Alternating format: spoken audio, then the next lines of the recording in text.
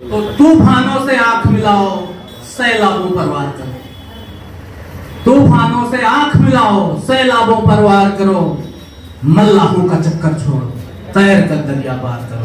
एक बढ़ई या मूर्तिकार वो अपने घर से शहर की तरफ जाता रहता है।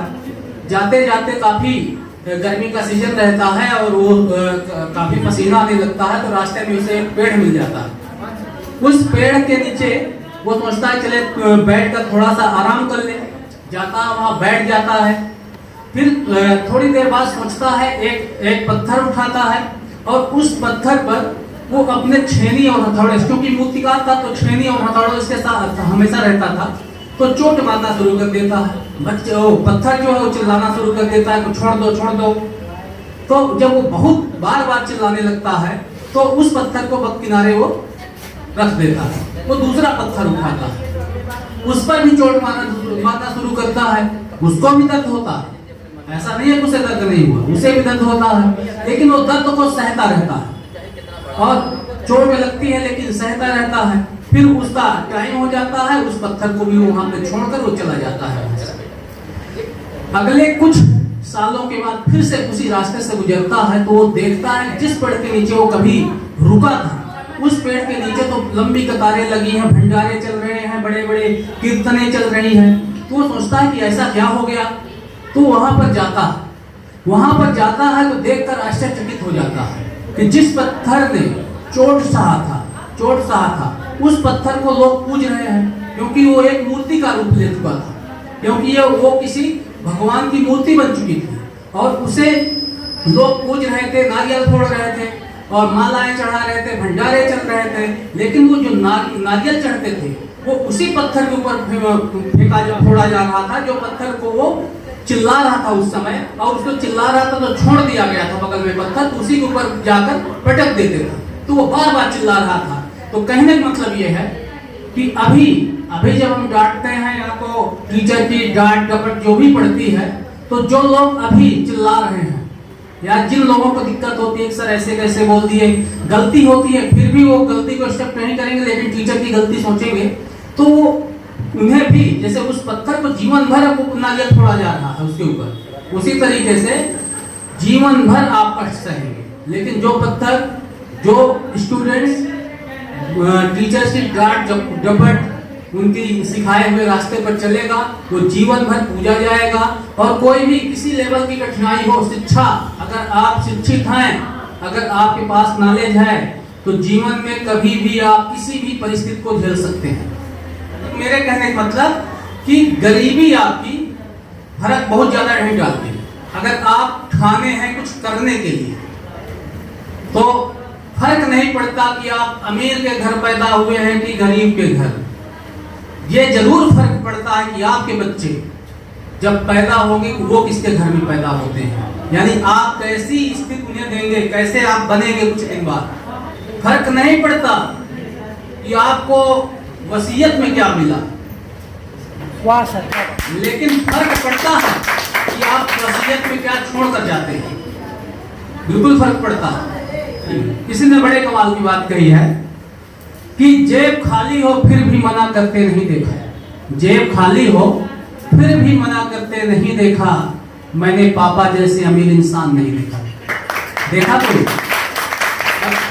एक छोटी सी कहानी सी में, एक बार क्या होता है कि एक लड़का होता है, वो अपना इंजीनियरिंग की तैयारी करता रहता है। उसके पापा से उसकी पट्टी नहीं खाती है, क्योंकि वो इंजीनियरिंग तैयारी करता रहता है, लेकिन उसे बाइक चाहिए रहती है, बाइक वो भी अपाचे।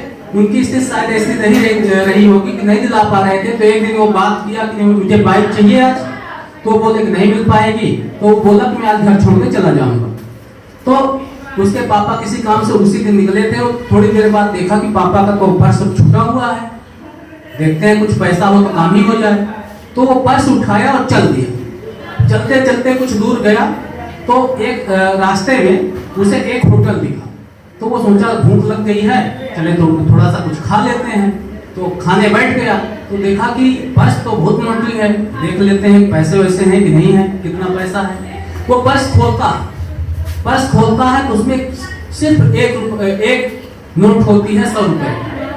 बाकी जो पर्स होता है वो बहुत सारे उसमें पर्चे रखे रहते हैं, तो एक पर्चा निकालता है तो उसमें लिखा रहता, उसमें देखता है कि वो तो पापा की मम्मी की दवा की पर्ची है, जिसमें लगभग 40,000 रुपए उधार किसी से लेकर दवा करवा रहे हैं पापा। फिर दूसरी पर्ची खोलता है तो उसमें देखता है कि वो पिछले साल मुझे लैपटॉप दिलाए थे 80,000 रुपए का, वो किसी से पैसा लिए हैं, उसकी पर्ची है, उसकी किस्त देना है। और यहाँ बच्चों को संबोधित करते, लेकिन फिर भी फल ना सही छांव तो देगा ही, फल ना सही छांव तो देगा ही, और पेड़ बूढ़ा ही सही आंगन में लगा रहने दो। तो बेटा तेरे प्यार में सब कुछ लुटा दिया, बेटा तेरे प्यार में सब कुछ लुटा दिया, एक भैंस बच गई। पापा का है कंडीशन, आप लोग पापा कंडीशन समझ नहीं पाते कि बेटा तेरे प्यार में सब कुछ लुटा दिया, एक भैंस बच गई थी, उसे आज बेच दी। किस लिए बेच दी? कि आप लोगों को कोचिंग करवाना है, आप लोगों को बीटेक करवाना है, उसमें 80,000 रुपए फीस देना है, तो इसलिए बेच दी। भैंस बची थी, भैंस से सहारे सारा काम हो रहा था, उसको भी बेच दिया। लेकिन यहाँ पे फिर बाद में एक चीजें आती हैं कि पापा किए क्या है मेरे लिए। अब ये कंडीशन बहुत हो रही है, क्या किए हैं, जो कर रहे हैं उतना बहुत है। अगर आपको वो पहुंचाने लायक होते कोटा या अमेरिका तो पहुंचाते जरूर, पूरा यकीन है हमें। अगली चीज क्या है, एक घुड़सवार होता है, वो घोड़े को मारता है, वो इसलिए मारता है, वो घोड़े को जिताना चाहता है इसलिए मारता है। और अब वो कभी ऐसी प्लान नहीं लेता है कि किसी का जीवन नष्ट, बल्कि वह उसे और ज्यादा समाज में सम्मान दिलाना चाहता है घोड़े को, इसलिए वो मारता है। अगर शिक्षक आपको कुछ कहते हैं तो इसका मतलब वो आपको और जिताना चाहते हैं, क्योंकि उन्हीं में उनका सम्मान है, उन्हीं में उनकी नैतिकता छिपी हुई है, और उन्हीं में उनका जो है पूरा दायित्व निर्भर में समाया हुआ है। देखिए, शिक्षक का मतलब यहाँ क्या होता है? शिक्षक का मतलब हम यहाँ समझते हैं, अगर हमने जीवन में कभी भी कुछ किसी से कुछ भी अगर सीखा है तो हमारे वो शिक्षक होते हैं। तो आज का जो दिन होता है, अगर हम बहुत ही साधारण शब्दों में समझें तो हर एक इंसान को हमें सम्मानित करना होता है जिन्होंने हमें कभी कुछ भी सिखाया है। अब देखिए, जरूरी नहीं कि वो हमें किताबी नॉलेज ही हो, किताबी ज्ञान ही हो। जो शिक्षाएं होती हैं, ज्ञान होती है, वो बहुत ही अलग अलग टाइप की होती हैं। कुछ होती है जो प्रैक्टिकल नॉलेज होता है, कुछ जीवन में बहुत हमें प्रैक्टिकल नॉलेज देती है, वो भी अलग अलग एरियाज की होती हैं। बहुत से लोग होते हैं जो हमें बुक्स पढ़ाते हैं, जैसे आप कोचिंग्स में आते हैं तो जो भी टीचर्स आपको मिलते हैं ज्यादातर अपने सब्जेक्ट से रिलेटेड होते हैं, बट बहुत ढेर सारी चीजें जो भी टीचर आपको सब्जेक्ट पढ़ाते हैं वो सब्जेक्ट के साथ साथ कुछ आपको एक्स्ट्रा भी कुछ चीजें बताते हैं जो हमारे समाज में चल रही होती है। सभी शिक्षकों को मैं आज शिक्षक दिवस की शुभकामनाएं देता हूं, और सभी प्यारे बच्चों को भी शिक्षक दिवस की बहुत बहुत शुभकामनाएं। जैसे कि आज सभी लोग हम लोग जानते हैं, तो बच्चों देखिए, सर्वप्रथम क्या था कि सर्वपल्ली इनका नाम पूरा नहीं था। सर्वपल्ली जो राधा कृष्णन थे, इनका वास्तविक नाम राधा कृष्णन था, लेकिन जो इनके पूर्वज थे, इनके गांव का नाम था सर्वपल्ली। तो इनके पूर्वजों का मानना था कि जो भी व्यक्ति शहर से, गांव से शहर की ओर पलायन करेगा तो अपने गांव के आगे सर्वपल्ली लगाएगा। तो तब से आज तक इनके नाम के आगे जो है इनके गांव का नाम सर्वपल्ली लगा हुआ है, और हम लोग जो है सर्वपल्ली राधा कृष्णन के नाम से इनको आज तक क्या करते आ रहे हैं, संबोधित करते आ रहे हैं। Happy Teachers Day to all teachers. We are presenting one song. गुरु में संसार समाया, गुरु से आशीष पाया, प्रभु से भी ऊंचा गुरु का स्थान बताया। ये गुरुवर तो ज्ञान का सागर है। लेकिन अगर जब एक बीज होता है, एक उसको जरूरी होती है उपजाऊ जमीन की, और उपजाऊ जमीन हमारे लिए शिक्षा की तरह कार्य करता है। शिक्षा हमको एक उपजाऊ जमीन की तरह कार्य करता, और उसमें जो सूर्य होता है वो एक टीचर की तरह कार्य करते हैं।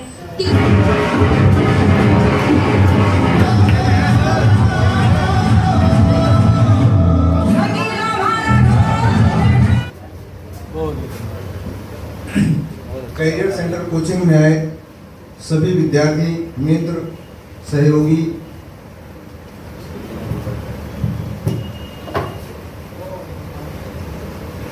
आज कैरियर सेंटर सेंटर परिवार में आए सभी विद्यार्थी, सहयोगी मित्र, इस कार्यक्रम को आकर के सफल बनाने के लिए सबका धन्यवाद। बहुत बहुत सभी बच्चों को प्यार। बहुत लगभग की आज तो सभी टीचरों ने बोला, बहुत देर से आप लोग सुन भी रहे थे, बहुत लोग सुनते सुनते उबिया गए हैं। तो इसलिए बहुत ज़्यादा देर तक तो नहीं बोलेंगे, कुछ ज़रूरी सूचनाएं हैं, कुछ ज़रूरी बातें, 2-4, उसके बाद ये कार्यक्रम समाप्त आता है। ठीक है, जो बच्चे रुकना चाहेंगे थोड़ा बहुत 2-4 मिनट के लिए, जिनका कुछ बच गया होगा, बाकी उस तरीके से औपचारिक रूप से कार्यक्रम समाप्त है। ठीक है, शिक्षक दिवस को लेकर के और बाकी सारी चीज़ों को लेकर के तमाम तरीके की बातें, जीवन से संबंधित, शिक्षा से संबंधित, शिक्षा से जुड़े हुए लोगों से संबंधित, हर तरीके की बातें मोटी मोटा करके आज आपके सामने बताई जा चुकी हैं। और बहुत अच्छा लगा कि इस बीच बच्चों ने भी, संख्या कम है लेकिन इस संख्या के बावजूद कई सारे बच्चों ने भी अपनी तरफ से कार्यक्रम प्रस्तुत किए। खता इतनी सी उस महफिल में जा बैठा, हुई खता इतनी सी उस महफिल में जा बैठा, जमी क्या खाक देखेगी, जमी क्या खाक देखेगी जब कैरियर सेंटर से दिल लगा बैठा। कैरियर सेंटर के हम परिंदे आसमां है हद हमारी, कैरियर सेंटर के हम परिंदे आसमां है हद हमारी, जानते हैं चांद सूरज जद हमारी जिद हमारी।